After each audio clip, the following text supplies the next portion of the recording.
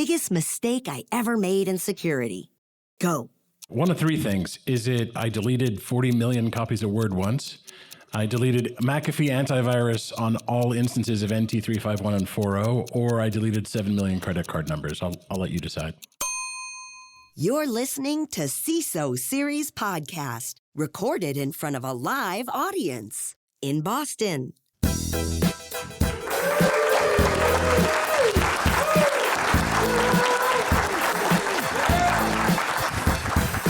Welcome to the CISO Series Podcast. My name is David Spark. I'm the producer of the CISO Series. And to my very far left over there, that is Andy Ellis, who is one of the partners of YL Ventures. Let's hear it for Andy. Erev Tov. We are available at CISOseries.com. And where we are right now, we're in Boston, Massachusetts, doing a live show with our wonderful sponsor, Zscaler. Remember, Zscaler enhances zero trust with AI and comprehensive insights to power more secure, efficient digital transformation. We will be talking about that a little bit later in the show, but let's hear it for Zscaler for making this event happen. I appreciate that. And actually, normally I bring in the guest a little bit later, but I'm going to bring you in now because we're going to talk a little bit about the fact we're in Boston. Also sitting to my immediate left right here is our sponsor guest, who is the Global VP CISO for Zscaler, Sam Curry. Let's hear it for Sam. Thanks for having me. All right. So I am in my hometown. I grew up out here, and I grew up specifically in Westwood, and many people might not know this, but Westwood was at one time referred to as the second Silicon Valley. Only Did by anyone know people in this? Westwood, just to be very clear. So let me point It was out. more 128. It was 120, but it was the property lines of Westwood actually did poke out So it over. touched it, is what you're saying. Yes, it touched. But it was one of those things where That's the like quote, saying Brentwood is Beverly Hills adjacent. That's right, Yes. yeah. the second Silicon Valley was not in any way to compare to the first Silicon Valley.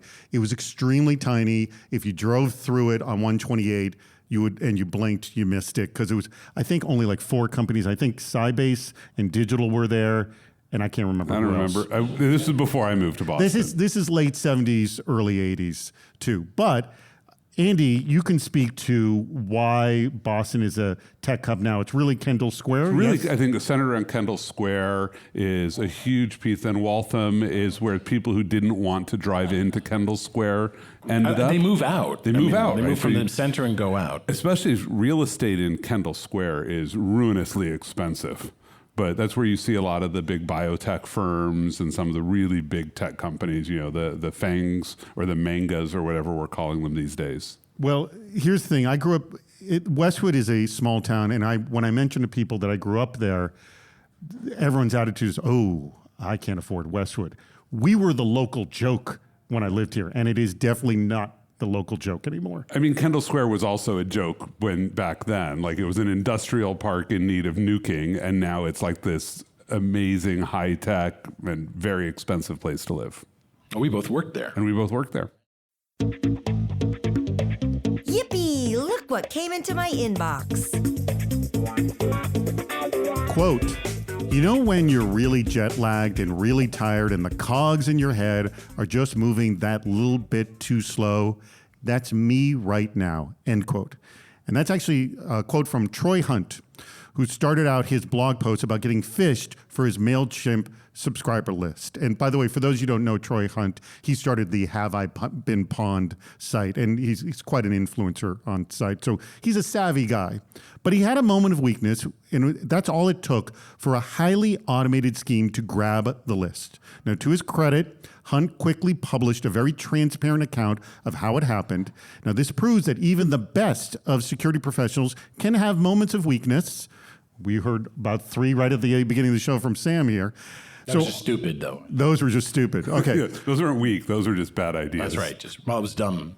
Anyway. All right. Well, I'm going to go to Andy here. I want to know, are there some checks and balances we can create that even when we are in a weakened state mentally, like Troy was in this case, we can help defend ourselves against our own temporary poor judgment? Because even the smartest of us can make stupid mistakes. So I've been thinking a lot about this lately as people talk about security awareness and whether it's physical security. I do synagogue security, and so we have a lot of conversations about, how do you recognize the difference between a lost parishioner and somebody who actually means to do you harm, or on the corporate side when we think about information security.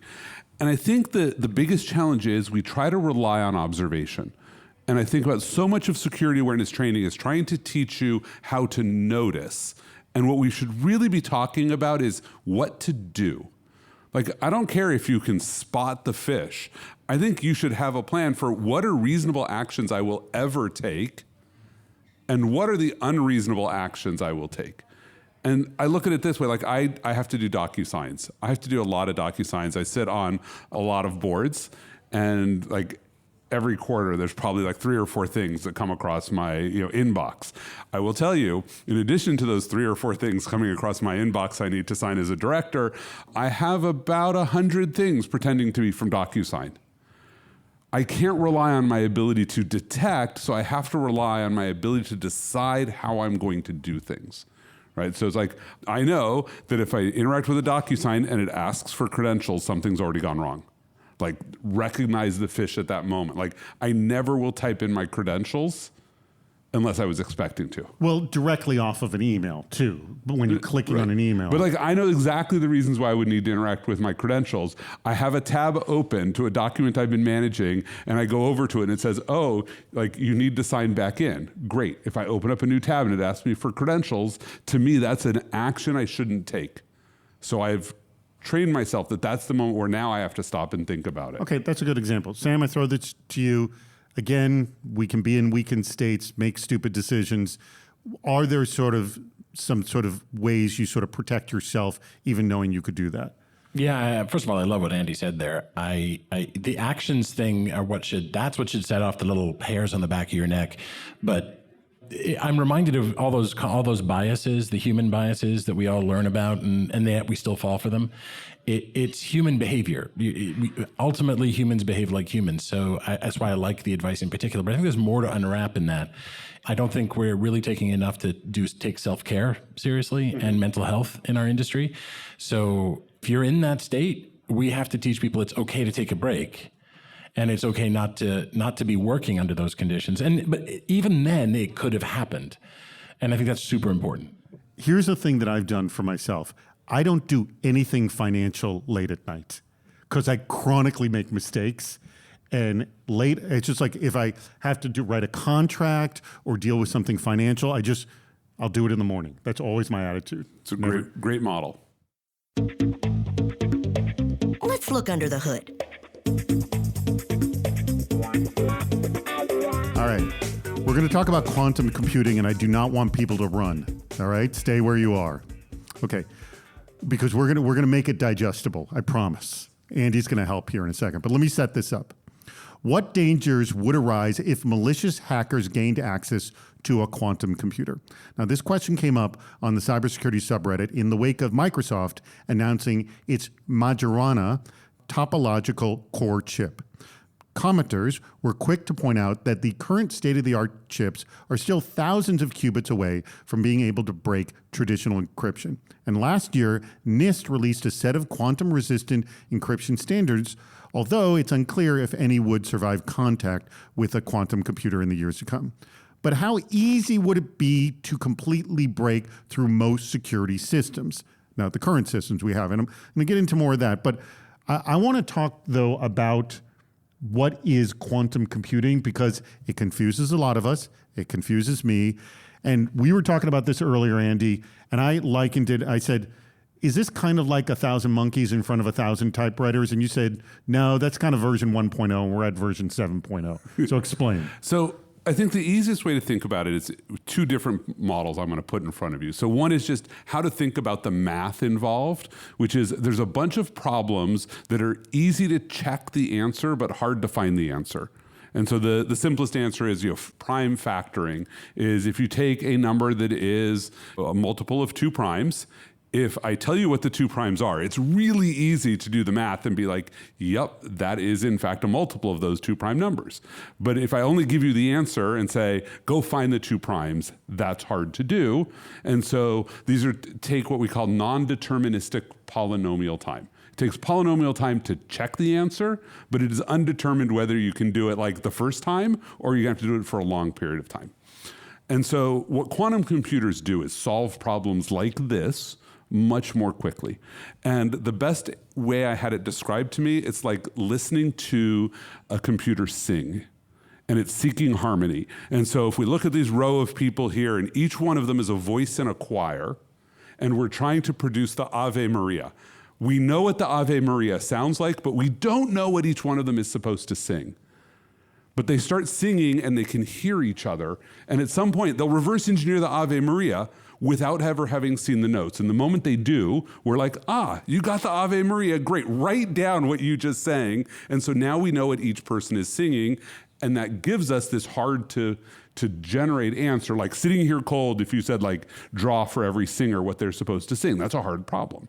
So it's this extraordinarily impressive rationalization model, I guess. Yes, it's sort of reversing, it's saying we know what the answer has to look like, so all of you self-arrange until you get to the right answer quickly. All right. Now, the question that came up in this subreddit, and I'm going to throw it to you here, Sam, is it seems that our computing is a joke compared to that kind of model. So, like, how, like, just wasted would we all be pwned if quantum computing hackers got a hold of it? The short answer is no, but there'd be a huge panic. There's a few things you have to take into account. One is that simply programming on a quantum computer is non-trivial. It takes a whole different set of skills to do it. And in fact, there's a shortage of them here in this country. There's a shortage of them throughout the world, by the way. So if you want to have a job and have some job security, there's actually fairly cheap courses for this online where you can learn it. They're not easy, but you could learn how to do it. So the first thing is it would take them some time to program it. And so let's say they found the best ones. The second is it would have to have enough qubits to do the job. In other words, what Andy's talking about is what I always used to say, it's an easy problem to solve in one direction when you make keys. It's a hard problem to solve in the other way when you try to go back and find out what the primes were, because you want to go from the public half of an asymmetric key pair to the private half. And by the way, because of the way numbers work, you wind up needing really big keys to get strong encryption when you're doing asymmetric encryption. So asymmetric would immediately be at risk. And that is just because when you publish the public half, if they had enough qubits and they had the skills, they could start to back out and find private keys. And therefore, things start to look a little ugly for things like signing and being able to understand and decrypt messages. Now, symmetric keys, it's harder. They would have to have plain text samples and they would have to brute force. And what Andy was talking about when he said it's non-deterministic is you don't know how many tries they have to go through, but it's still a large number space. It's a bigger number space for an equivalent length private key, for symmetric keys. So that's not immediately going to die. Now, is that a scary thing? Sure. But the thing people should be doing right now is they should be getting quantum ready. They should be doing inventories of where's their crypto. And if you had to start from still and replace your libraries with quantum resilient algorithms that can withstand this type of calculation, you should make that an easier job than it is today. Because right now, let's say you're t-shirt sizing it, you're an engineering department, and it's a XXX job, right? XXL. So bring it down, make it a large job, make it a medium job. And anything that you do touching crypto, you should know where that stuff is. In fact, there's work happening right now to put quantum resilience into things like TLS, and we're only doing it now. Be leery of some FUD, though. There's a lot of that fear, uncertainty, and doubt out there. Yeah. All right. 2014 was actually really helpful for us because in 2014 we had Heartbleed and Poodle, and so crypto agility became a thing, and that was the first step towards quantum resilience. I thought you were going to say it was I left RSA in 2014. Well, that also made us a lot safer. Quickly, Andy, I want to hear from you. Do you agree with Sam? Is it people are going to panic, but we're not going to be... You can disagree. It's not going to be a problem. So I think that people will panic. Less of a problem. And it will be a problem, but it will not be as big a problem as the people panicking are saying. So I'm directionally aligned with Sam. Yeah, actually, that's actually a better way to say what I meant. Yeah. So it's not the I'm end in of the agreement with world. Sam now. It's not the end of the world. Who's our sponsor this week? For For those of you in this room, you know who our sponsor is. It's wonderful Zscaler, and in fact, they're on our screen right behind us. But let me tell you about Zscaler. So undoubtedly, data security stands as the top concern when integrating AI applications in the workplace. We all know this. And in recent years, we've all witnessed alarming instances where sensitive or proprietary information was unintentionally exposed to external AI tools. We're going to be talking more about this. And whether through input prompts or training data, all resulting in potentially damaging leaks. Now, one of the most critical threats is shadow AI. We went through this before. The unchecked use of unsanctioned or unauthorized AI tools. These tools often lack robust data handling safeguards and fail to incorporate essential security measures. As a result, what employees share with these tools can create significant vulnerabilities, leaving organizations exposed to compliance violations, data breaches, and heightened security risks. Now, Zscaler is the gold standard in securing enterprises against the evolving risks of AI-driven threats. By embedding AI-powered threat detection into a true zero-trust architecture, Zscaler eliminates attack surfaces and ensures uncompromising security across every interaction. Their zero-trust approach inspects all traffic in real time, using advanced AI, stops lateral movement natively, and protects sensitive data from being exposed to unauthorized entities. Now, with Zscaler, businesses can confidently unlock the potential of AI without compromising on security. So stay secure, stay ahead with Zscaler, and go to their website, zscaler.com.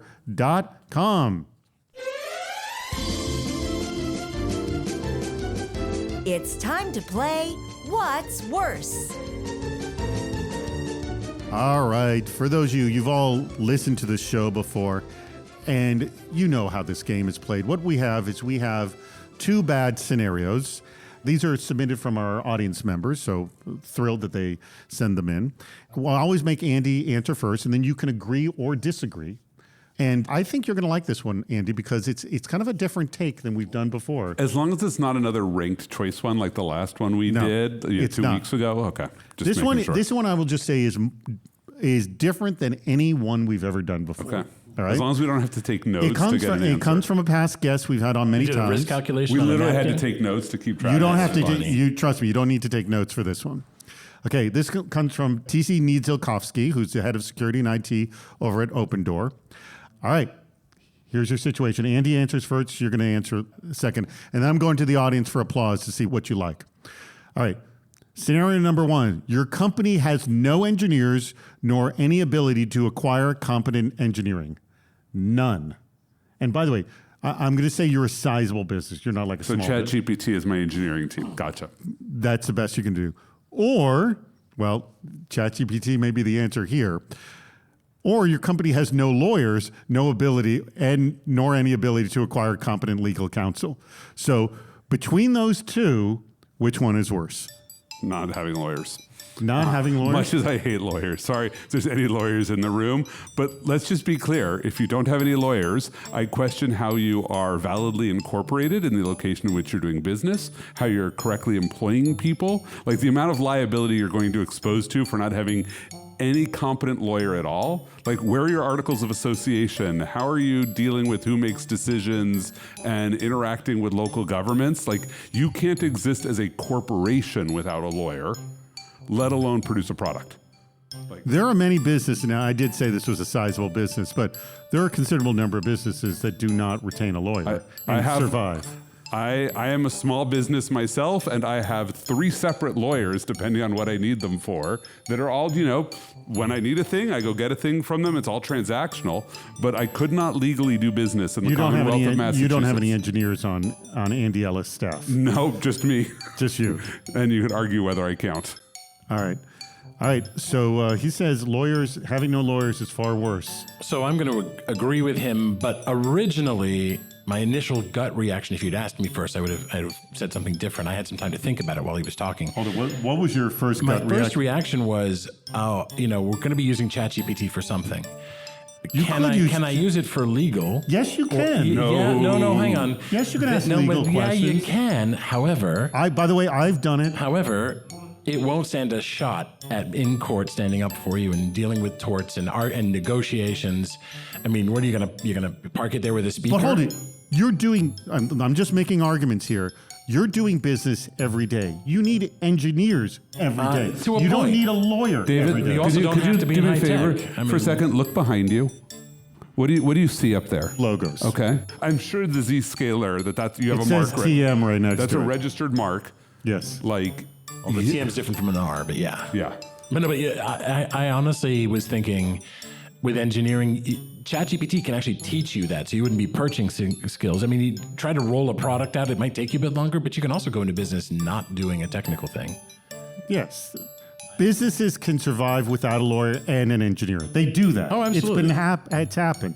You're arguing that But you to can't not be even able to be get in one. business You can't if legally you don't be have a in lawyer. business without having had legals somewhere along the way. Yes, but first of all, there are all these tools out there that allow you to do your sort of self-legal help for those sort of DIY business people. And you know what's on the other end of that tool? Well, some lawyers that wrote those for you, and so you're taking advantage of a lawyer. You're not getting. The argument is that you're not getting any actual legal help here whatsoever. Sizable business, I don't see how you function without having any lawyers at all. Not in this day and age. I would love this to not be true. Just to be very clear, this is not me arguing that this is a great state of the world, but it is the state of the world. Could I give up marketing instead? No. Sorry to marketing department. What is Dave's mom talking about?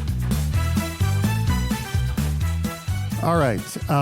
We played this game on our last live show in San Francisco, and we're going to play it again. We did. And for those listening, like David will make it sound like David's mom is being made fun of with these, but I actually think this is a long con. I think David's mom is making fun of us. Yes. She's making fun of the entire cybersecurity industry. She's smart as a fox. She is outwitting all of you here.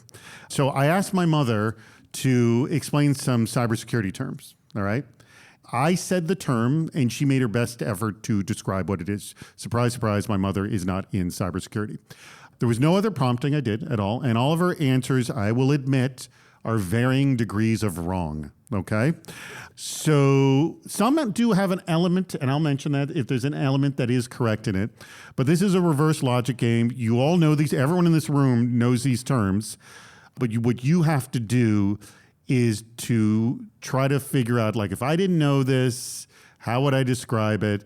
I was thinking it's also kind of like the game Balderdash in a way, too, as well. Yes. Right? Nice. All right, here we go. I'm going to play the first one.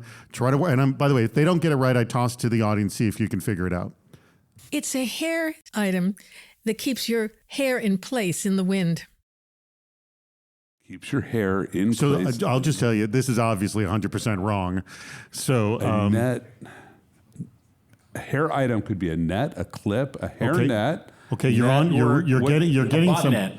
Bingo! Botnet. He There we gets it. go. Good job. All right. Very good. Yeah, teamwork. Whew. That's what I tried to figure out, like, what's the key word that might have come across in Net. the phrase. Botnet. Well, I always okay. We get a point for Sam right here. Okay, here's your next one.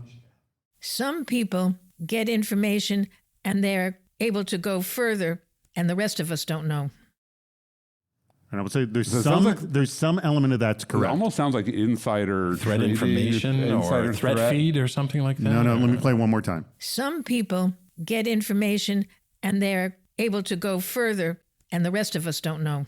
And the rest of us don't know. Like, that's an interesting phrasing there. And the rest of us don't know. Okay. But we don't know that they're getting further ahead. Maybe what it is. So they're going further because they have information. They're going further. That's the Do I may have to Is it throw this to penetration the audience. testing? Is too. it No. no? I'm going to throw this to the audience. Let's see if anybody in the I'm going audience to has it. yell it loud. We've got the microphone here. What do you think this is? Engineering? No, it's not. What did someone say here? Algorithm? No, you're further off than they are. No, not inside. Secrets management? No, Ooh. you're all wrong. Secrets detection. No. It's here. I'm going to play it one more time and let you know. Some people get information and they're able to go further, and the rest of us don't know. It's privileged Access, man. escalation right there. You got it. Right. Very good. Very Privilege good. escalation, not Privilege privilege access escalation. management. Okay. It was like pen testing. All right. Yes, sir. Good job. I give that to you. All right. Here we go. 2 more we have here. Listen. Material was ordered, and it's not what we wanted. Material was ordered. It's not what we wanted. Sounds like a defect. Provisioning. Software a software Focus on the defect? word ordered. Ordered. Like Sorted. supply chain security? Trusted third party. I'm going to give you that. It's supply chain attack. We're going to give you that. Supply chain security, supply chain attack. Well done. Good job. That's like two shows in a row. I've gotten at least one of them. Now, this is my favorite game, and I usually suck at it. So. All right. So we're all doing pretty well. So we got an audience member got one. Actually, this is like last Same time. last time was Sam, you got one. yeah. Andy got one. Audience member got one. And I remember last time one stumped everybody. We'll see if this one. Okay. This one's pretty tough, I'll tell you. Listen to this one. Older people can sometimes make really big boo-boos on the internet. Older people. Fishing, is it? No. Older people. Older So people. age. It's age dependent of some sort. Older people can sometimes make bigger mistakes, bigger boo-boos. Focus on Generation. the sort of maybe a term in cybersecurity that would denote older people. David. Like aging. Sorry, I A term. Parent.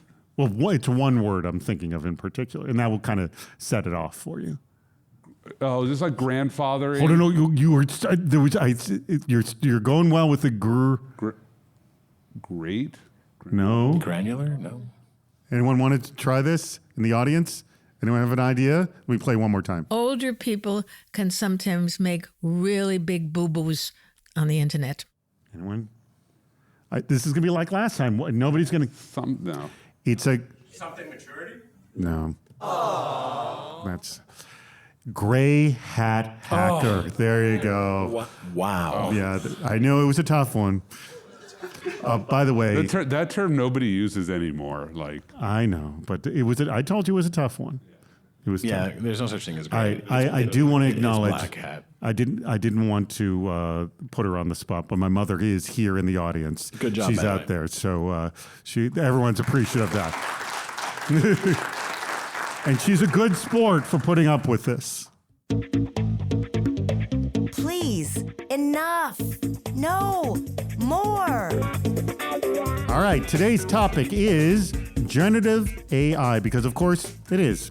It's in every keynote, every product, or upcoming roadmap, and apparently every pitch deck. Now, we've heard it's going to revolutionize threat detection, automate red teaming, and maybe even write our board reports. But are we actually using it in meaningful ways to be more productive daily? We all have great one-off examples, but I don't get the sense it's changing the daily work-life experience. All right, Andy, the classic please enough, no more situation. What have you heard enough about when it comes to generative AI in cybersecurity, and what would you like to hear a lot more? So I think the biggest challenge that I have is people who take organizational problems and think you can throw an LLM into an organizational problem and solve it. I think of patch management in this one. Why don't people patch stuff? It is not because there isn't an AI there. It's because the organization disincentivizes patching things. Like the AI can help in some places, like where there's somebody who wants to but doesn't know what the first step is, and so you can hand them an agent. That's great. But let's stop pretending that most security problems are technical problems. Most security problems are organizational problems that show up as a technical problem, and you can't just solve that by throwing a badly designed LLM at it. You actually have to have a process orientation, which involves automation and people management, and yes, some LLM. All right. I throw the same question to you. You've opened the big the thing box is, now. That's, what have you heard enough about? What would you like to hear a lot more with generative AI in cyber? That is. So I'm tired of the word co-pilot. I'm tired of that. It appears, It everywhere. is sucking the oxygen out of the room. I mean, everybody should be doing it, but it's not noteworthy at this point. It's that plateau of productivity, right? But what bothers me is there's a lot of other uses and applications that aren't being used or developed. There's not enough diverse innovation happening with it. And on top of that, there's a lot of leaky abstraction happening, meaning when people don't actually understand how these things work under the hood, then we sort of tend to a mean in defense. And when we have an intelligent opponent, any form of automation becomes a predictable weakness. And that really worries me. So we're going to get overlearning in the machines, and we're going to get overlearning in the people that operate them. And what I'd really like to see is a SecDevOps revolution, like the DevOps revolution. I'd like to see people who are actually operating in security able to get, Daniel Miessler calls it a yellow team, right? And that's people who build tools for red teams and blue teams. And I don't mean vendors. I mean actually engineers. I'd like to see them actually use them to make more efficient tools in shorter periods of time. That would be cool. Mm-hmm. But when the opponent can actually know what you're going to do and how it's going to affect your operations and your team and your administrative controls and everything else, and then they can start to plan on that and use it to their advantage. I did a presentation in 2019 called Mirror Chess and about how to avoid some of those problems with automation. It's actually on the web if you want to look it up, with a guy named David Berliner.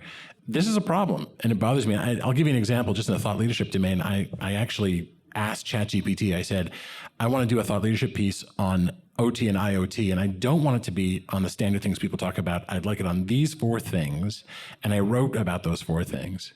And I said, generate it for me, please. Give me 600 words. It wrote about the things that I told it not to, because none of those ideas were in the mainstream. Yes. By the way, that is a major problem with these AI tools is the second you say, write me something, but do not include elephants, you'll get a boatload Everything of was elephants. And right. So then I kind of realized that. So I asked it, okay, I'm not going to mention the elephants. Tell me about zebras. It still talked about elephants. So I got a completely different instance, did the same thing, still talked about elephants. And so imagine if you got this co-pilot and you're like, show me what I need to be concerned about. And it says, well, you like these things. I'm going to keep bringing them to you. Right. I've actually used it for a little legal help, actually. I wrote a contract. I said, look at this and tell me what I'm missing. And it gave me some great tips. LLMs are great for that because when you think about what an LLM does is it says the mass of humanity has approached this problem and has come out with an answer that looks like X. Contracts are perfect for this. Like, what is standard indemnity language? You'll get that. Yes. Like, go do something creative nobody else has done before. There's 2 types of chaos. The first order chaos is no intelligence opposing you, right? Nature is the enemy. And the second order chaos where there's an intelligent opponent. Writing a contract is first order chaos. Right. Going to court is second order chaos, right? So use ChatGPT if you want to go and make those standard contracts because the body of knowledge exists. Yep. But if you've got to go to court and you've got to actually stand up and have your day in court, you probably need another intelligence on your side. Why has this topic suddenly become the center of attention? Our listeners say they listen to this show to learn more about cybersecurity. Well, this segment is not going to help with that. At least we admitted about this segment. Yes. Hold on. You're going to like this one. So on the cybersecurity subreddit, Redditors shared their least valuable cyber knowledge. There were complaints about hardware-specific education, since most of it gets outsourced or falls under IT. Others complain about dated or useless models and frameworks, such as the BIBA and Clark-Wilson models of cybersecurity, or Six Sigma and Agile. Others claim vendor risk management was a waste, as were certain CISSP requirements like cryptography and physical security domains. I'm going to start with you, Sam. What's some of the least valuable knowledge you've got rolling around in your brain and it will not get out? Some of that's up there. I mean, some of the CISSP stuff is never going to leave, and it sits there and But I think the biggest is probably my mainframe security knowledge. Like, ouch. Well, but do you get delighted when all of a sudden that knowledge all of a sudden comes to play? When? There are moments, aren't there? Not really, no. No? I mean, they don't come up at cocktail parties. It just doesn't happen. And it's certainly, it's not going to happen. But wait a second, hold on. You are armed with something quite valuable. What? If you want to get rid of someone, you bring up your mainframe I guess I knowledge. could do that. Yes, but even worse than that is I have some people hoard all sorts of things, but I can't throw a technical manual out. So I've still got like ACF2 and top secret, and RAC-F documentation. Why? I'm not going to use these. It's all online anyway. So there's about a dozen listeners, maybe more, who are listening maybe 4. maybe hearing you say some this, of them are in this room. and Someone's cheering and the are rest are going, delighted "God, to know that I'm not the only one. There's and a club. the rest of everybody Join is both of tuning us. out. Yeah, exactly. I just threw out, as part of the prep for the move I'm about to do, I just threw out my Cisco iOS documentation for iOS 10.7, I think. Nice. Why? Oh, because you're moving. Because I'm moving. You I was like, hoarded Do you a have lot an of OS 2 books. manual around somewhere? Is it? I didn't, but I do have the Network Systems BorderGuard 2000 manuals. I didn't get rid of those. And here's my esoteric useless By the way, knowledge. I just want to warn you, we don't want to walk the audience here. But if you ask for the most esoteric knowledge, Yes. on the BorderGuard 2000, a 255 in an IP octet was read as a wildcard because the folks at Network Systems had never encountered a Class A network that might have 255 as an actual valid octet. Yeah, and nobody's getting excited about that. And I know that there's at least one listener of our show who will get that reference. Okay. Hi, Craig. I know at least one person in the By the way, audience, we don't play to single individuals. We try to play to all. But here's my question. Pick any, maybe either old piece of technology or old manual. When's the last time you touched it and used it for any reason whatsoever? Maybe even a floppy disk for that matter. That's so funny you say that because I was teaching a class and I was part of a startup in 96 that did VPNs, and we actually were the inventors of the personal firewall. And I pulled down the box with the documentation and the floppies in it for the Unix operating system and the old Windows 3.5s. It was really special. One of my most popular posts, if not my most popular post, was I went to a Hack the Box event in Boca Raton, Florida. We did a live show there. And the badges that they had were 5.5 floppy disks. And what they did is they printed exactly where the label was, your information, your name and company right there. And but you could also see what the disc originally was. So I talked to the event producers, and they found somebody online who was selling like 300 or 500 of these discs for like a couple of $100. There was stuff on them if you had a floppy drive. There you go. Do you really have a few hundred? Oh, old not 500? 100, but I certainly have enough to make some money. I mean, Put them up. You could probably sell them but again, you're looking at less than $1 I'll have floppy. to get a hole punch and wipe them. Yeah, that's the problem. I'm worried about is the there data any data on them. them? No, but who cares? By Who now, cares really? what's on That's the problem. It's like, whew. Like how many? old Here's college the papers question or I've got: something. how many people have like the graveyard of old hardware that they just never got around to wiping, and now they don't know what's on it? So I had a fire at one point, so I lost some computers that way. Okay, But I still have the cables. I literally have a box labeled "necromagnetic hygiene required." love that. It's time for the audience question speed round.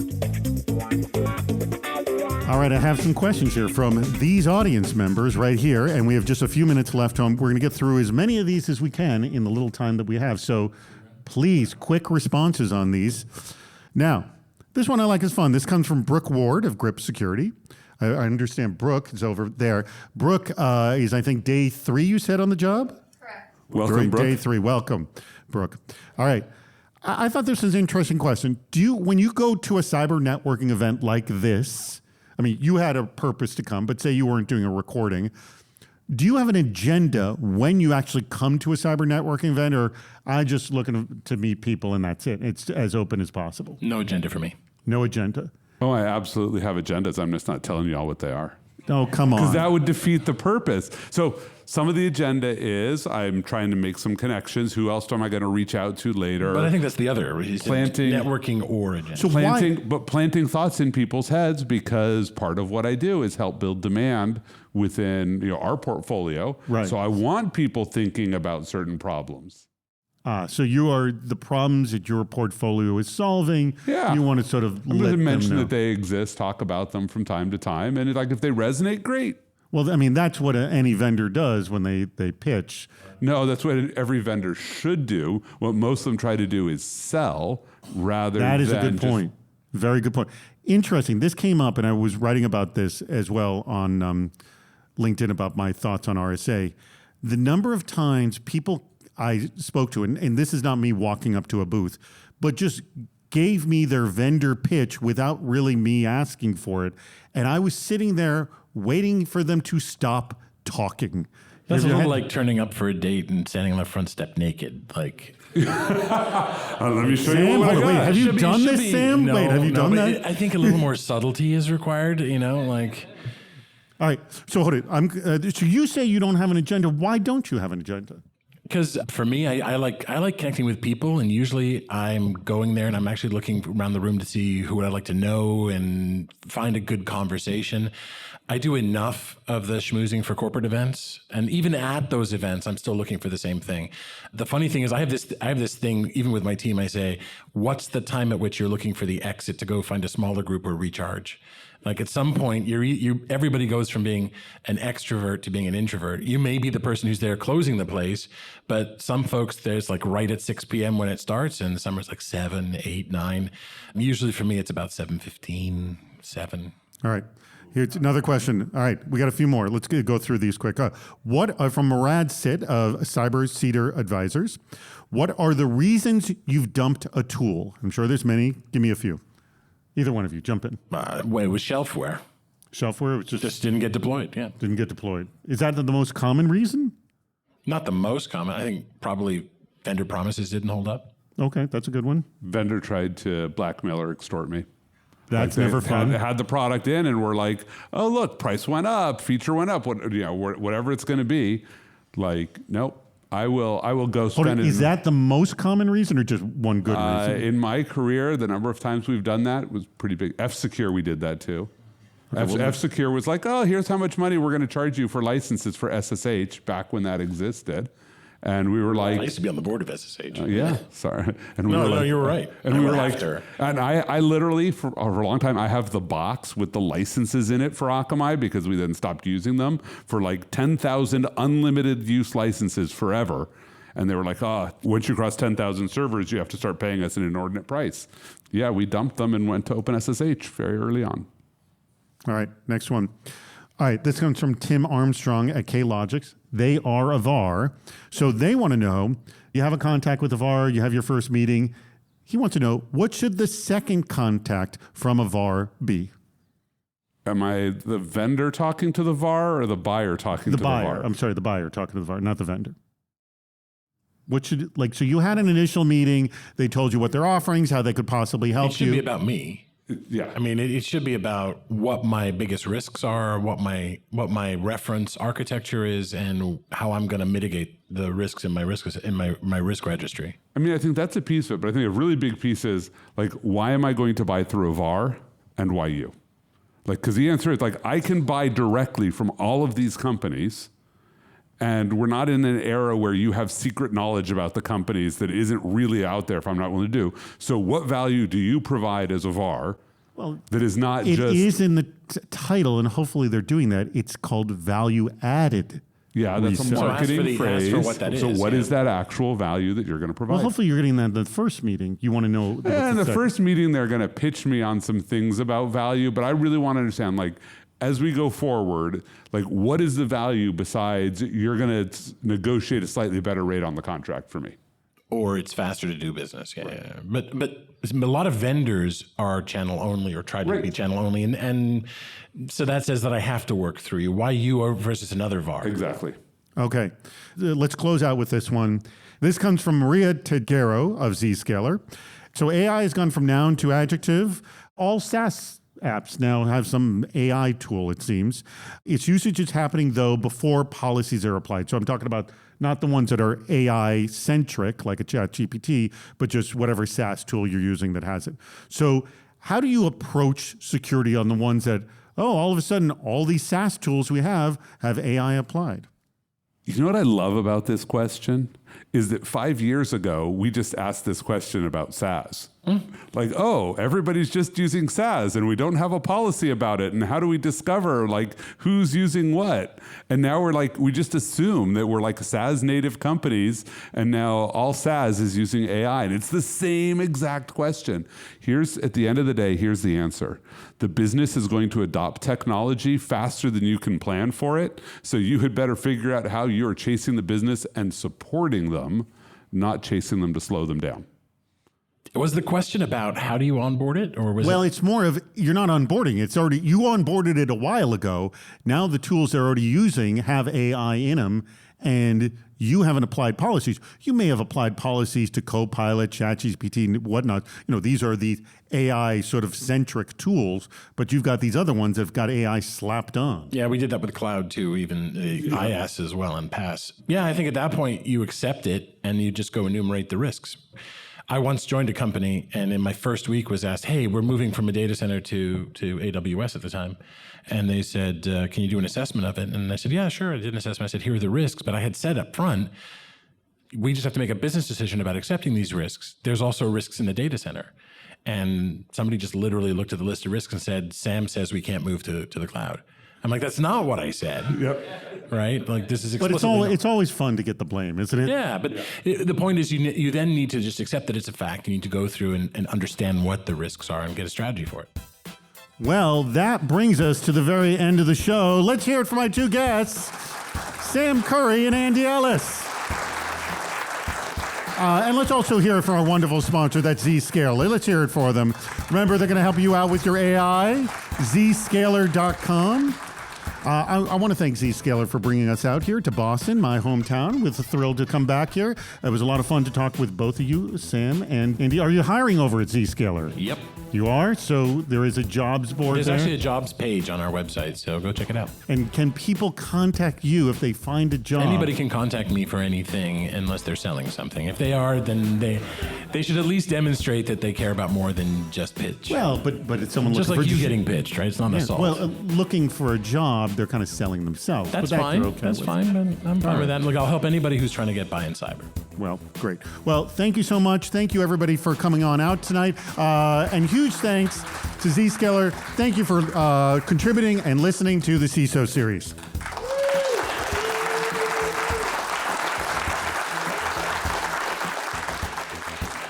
That wraps up another episode.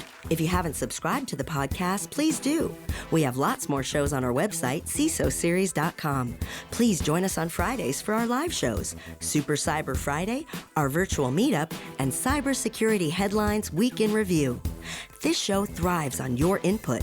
Go to the Participate menu on our site for plenty of ways to get involved, including recording a question or a comment for the show. If you're interested in sponsoring the podcast, contact David Spark directly at david@cisoseries.com. Thank you for listening to the CISO Series podcast.